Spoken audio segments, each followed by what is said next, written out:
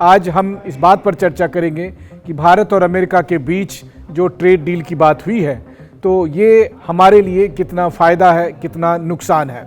वैसे भी देखें तो जब से राष्ट्रपति ट्रंप और प्रधानमंत्री मोदी के बीच फ़ोन पर बातचीत हुई और उसके बाद से प्रेसिडेंट ट्रंप ने अपने सोशल मीडिया पोस्ट पर उसकी डिटेल डालनी शुरू की, तब से लगातार बहस शुरू हो गई। उसके बाद प्रधानमंत्री मोदी का भी पोस्ट आया और उसमें उन्होंने कुछ बातों को लेकर घोषणा की, कुछ बातों को लेकर अभी इंतज़ार किया जा रहा है। तो वैसी स्थिति में या तो बहुत से लोग ऐसे हैं जो खूब खुशियां मनाए जा रहे हैं कि बस आज के बाद तो हम सब चांद पर पहुंच जाएंगे, लेकिन बहुत से लोग ऐसे हैं जो इतने दुखी हैं कि उन्हें लगता है कि बस अब तो जीना भी मुश्किल है। तो सबसे पहले मैं आप सबसे ये कहना चाहूँगा कि ऐसा कुछ नहीं है। हमारी आपकी ज़िंदगी जैसा चल रही थी वैसा ही चलती रहेगी। ट्रेड डील के दरमियान जो कुछ होगा धीरे धीरे वो सब भी हमें और आपको पता चलेगा। लेकिन हाँ, अभी पिछले कुछ महीनों से हम 50% टैरिफ दे रहे थे तो तब भी तो हमारा आपका जीवन चल ही रहा था ना। उसी तरीके से अभी 18% के टैरिफ की बात आई है। हो सकता है कि आने वाले समय में ये कुछ और भी घट जाए।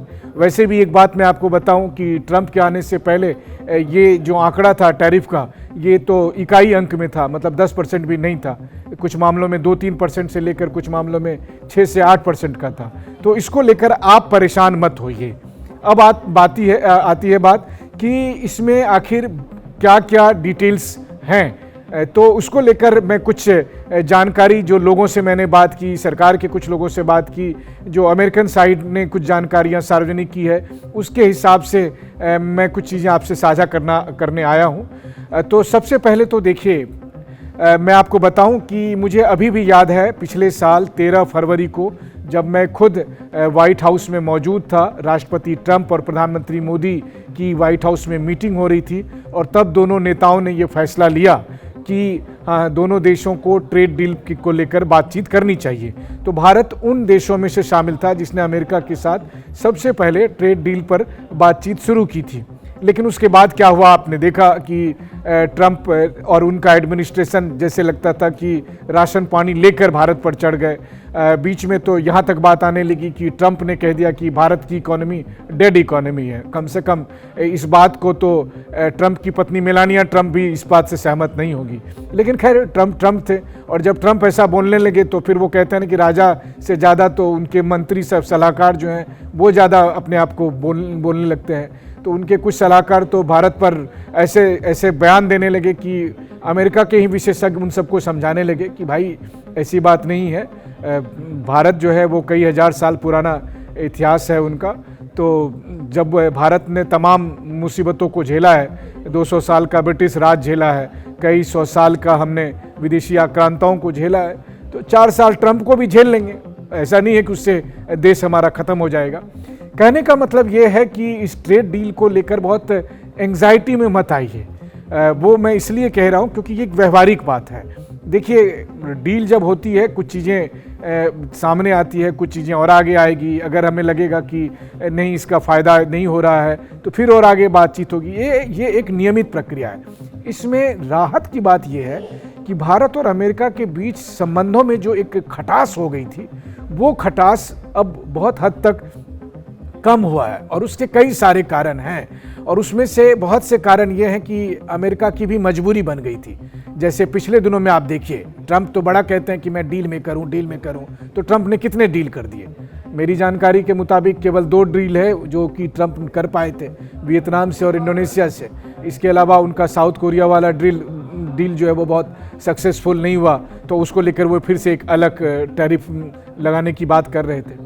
तो पहली बात तो है कि ट्रंप के हाथ कुछ आया नहीं था, जबकि उसके बनिस्बत आप भारत के साथ देख लीजिए तो हमने ना केवल अभी पिछले कुछ दिन पहले यूरोप के साथ मदर ऑफ ऑल डील्स किया, जिसको लेकर पूरी दुनिया में चर्चा हो रही थी और ट्रंप बेहद दबाव में थे कि भाई यूरोपीय यूनियन ने भारत के साथ ट्रेड डील कर लिया है। इसके अलावा हमने कई और मुल्कों के साथ जो है सो ट्रेड डील किया, चाहे वो यूके हो, जर्मनी के साथ हमने किया, या फिर ऑस्ट्रेलिया, न्यूजीलैंड के साथ हमारी बात बनी। अभी आजकल ये भी चर्चा हो रही है कि कनाडा के प्रधानमंत्री पहले चीन गए थे, अब वो भारत आ रहे हैं। तो ये सब ट्रंप भी देख रहे थे। तो उन्हें लगा कि बताओ, एक दोस्त हमारा था, उसे हमने बेवकूफ़ी में गवा दिया और अब वो दूसरे लोग उसका फ़ायदा उठा रहे हैं। तो ट्रंप इससे पहले कि बहुत देर हो जाती, उन्होंने ये तय किया कि चलो जल्दी से हम ये डील करते हैं। अब आप कहेंगे कि अगर ट्रंप की इतनी मजबूरी थी तो फिर भारत की क्या मजबूरी थी? मैं ये कहना चाहूँगा कि जब हमारे अच्छे रिलेशन थे, तब अगर हम भारत अमेरिका के दबाव में नहीं आए, तो इस वक्त जब हमारी पोजीशन मजबूत है, हम अमेरिका के दबाव में क्यों आएंगे? इसीलिए बात सीधी सी है कि इस वक्त ट्रेड डील को लेकर बहुत से जो आंकड़े ट्रंप की तरफ से या उनके एडमिनिस्ट्रेशन की तरफ से कहे जा रहे हैं, व्यवहारिक तौर पर वो मुझे होता हुआ दिख नहीं रहा है। जैसे प्रेसिडेंट ट्रंप ने जब डील का अनाउंसमेंट किया तो उन्होंने क्या कहा कि अमेरिका से भारत जो है सो $500 बिलियन का सामान खरीदेगा, कहा ना। ये बहुत बड़ा नंबर है। आज की तारीख में अमेरिका से जो भारत में सामान आता है, अगर मैं उसमें कहूँ तो कुल मिलाकर $40 बिलियन के आसपास है, थोड़ा सा ज़्यादा। उसी तरह से अमेरिका से टेक्नोलॉजी सर्विसेज के नाम पर $40 बिलियन से लगभग उतना ही उसका वो भी आंकड़ा है। मतलब कुल मिलाकर आप कहें तो 83-84 बिलियन का ये आंकड़ा है, जो कि अमेरिका से सामान और सर्विसेज के तौर पर भारत में आता है। अब ये 83-84 को सीधे जंप लगाकर और $500 बिलियन तक पहुंचाना, मुझे लगता है कि ये ट्रंप तो छोड़िए, ट्रंप के अब्बा हुजूर को भी समझना पड़ेगा कि ये इतना आसान नहीं है। मतलब ये वैसा ही है जैसे ट्रंप कहे कि मैं व्हाइट हाउस से जंप मारूंगा और प्रशांत महासागर को या अटलांटिक महासागर को पार करके और दूसरे कॉन्टिनेंट तक पहुंच जाऊंगा। ये उतना ही मुश्किल बड़ा फैसला है कि इतना आसान नहीं है। तो इसलिए इन सब चीज़ों को, कुछ चीज़ें पब्लिक को दिखाने के लिए होती है कि देखो मैंने ये कर दिया। वैसे भी अभी आजकल प्रेसिडेंट ट्रंप एप्स्टीन फाइल में बुरी तरह से गिर गए हैं, बहुत से और डिटेल्स सामने आ गए हैं। एक 13 साल की बच्ची ने उन पर, बच्ची के हवाले से एक बहुत संगीन आरोप उन पर लगा है। तो ऐसी स्थिति में वो चाहते हैं कि अमेरिकन जनता अभी फ़िलहाल कुछ और देखे। अब ईरान पर वो अटैक कर नहीं पा रहे हैं अभी, तो वैसी स्थिति में वो चाहते थे कि अमेरिकन जनता के सामने अभी कुछ लॉलीपॉप दिया जाए। मैं ये नहीं कहूँगा कि एक लॉलीपॉप है, बल्कि मैं ये कहना चाहूँगा कि कम से कम प्रेसिडेंट ट्रंप अपनी जनता के सामने इसे एक लॉलीपॉप के तौर पर पेश कर रहे हैं। तो देखिए, बात यह है कि भारत ने यूरोपीय यूनियन के साथ अभी डील की है। हमारा रूस के साथ रिश्ता पहले से ही बहुत मजबूत चल रहा है। ग्लोबल साउथ के साथ हमारा इंगेजमेंट बढ़ा है। कनाडा के साथ जो रिश्ते खराब हो गए थे उसको फिर से ठीक किया जा रहा है।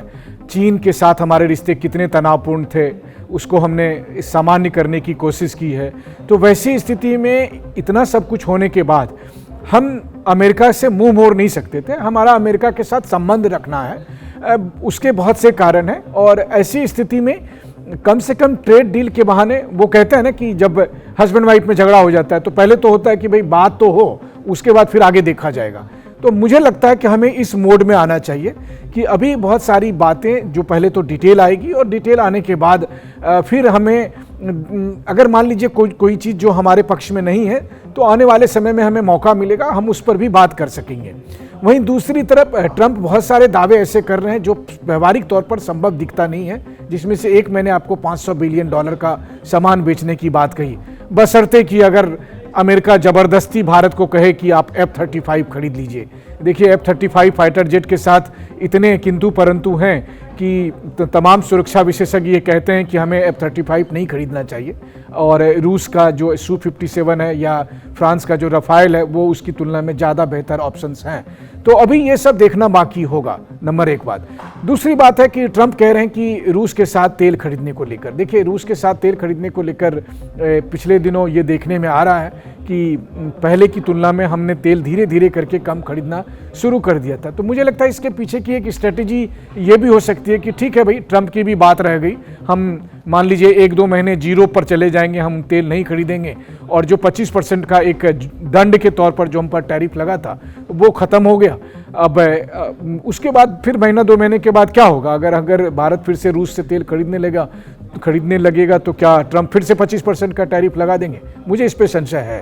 तो ट्रंप को यहाँ पर एक ऑनरेबल एग्जिट मिल गया 25% के टैरिफ के साथ, उसकी नाक भी बच गई, और आगे जो है सो भारत को अगर ज़रूरत पड़ेगी तो रूस के साथ वो इंगेज हो जाएगा।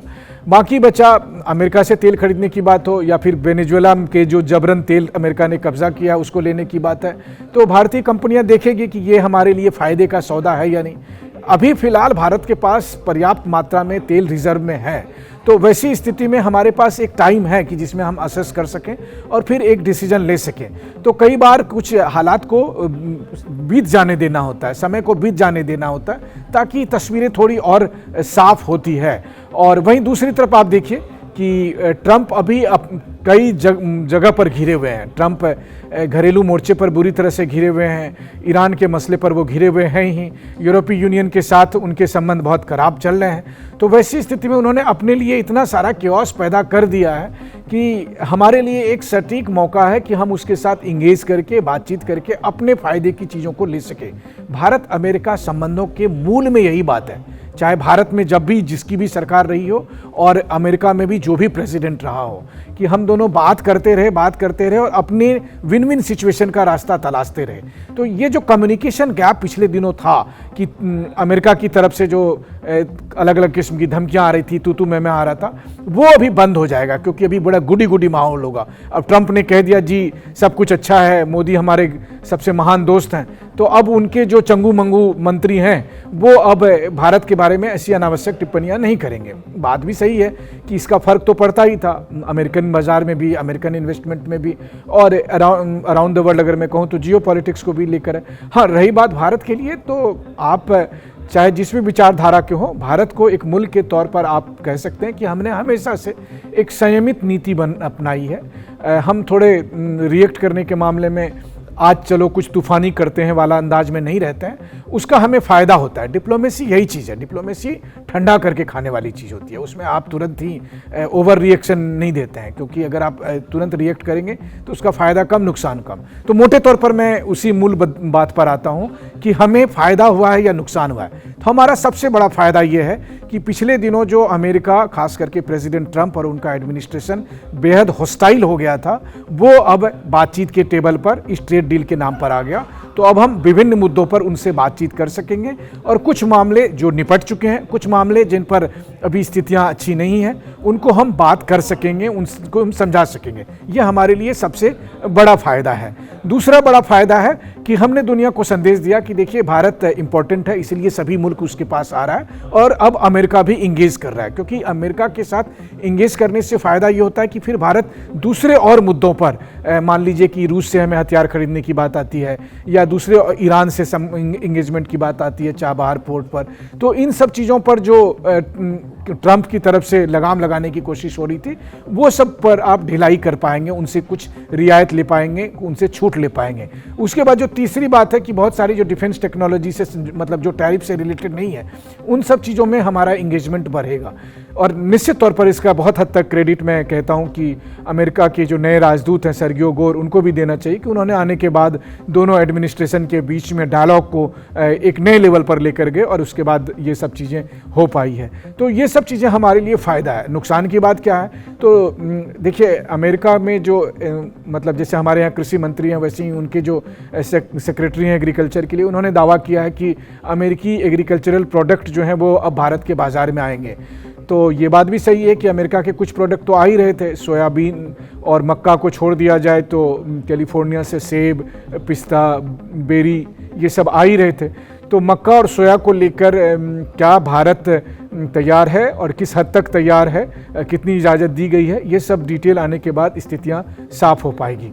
इन सब से अलग जो एक महत्वपूर्ण बात समझ में आती है वो ये है कि भारत और अमेरिका के रिश्ते न केवल इन दोनों देशों के लिए बल्कि जियोपॉलिटिक्स की स्थिरता के लिए भी बहुत ही निर्णायक साबित होंगे। तो उस लिहाज से ये पूरी दुनिया के लिए अच्छी बात होगी। हाँ, एक बात ज़रूर है कि प्रेसिडेंट ट्रंप का आज मूड अच्छा है तो वो अच्छी अच्छी बातें कर रहे हैं, लेकिन कल के दिन में वो हो सकता है कि कुछ फिर से नकारात्मक बातें करें। तो ऐसी स्थिति में हमें दिल छोटा करने की ज़रूरत नहीं है। जब वो बहुत हॉस्टाइल थे तब भी हमारा काम चल रहा था, इसलिए मैं आपसे कह रहा हूँ कि परेशान मत होइए, धैर्य रखिए, ये समय भी गुजर जाएगा। ट्रंप को लेकर अभी तो मतलब भारत छोड़िए, पूरी दुनिया और छोड़ दीजिए, अमेरिका के लोग भी इंतज़ार कर रहे हैं कि कब जल्दी उनका टाइम ख़त्म हो और ताकि बहुत सारे क्योस से मुक्ति मिल सकी।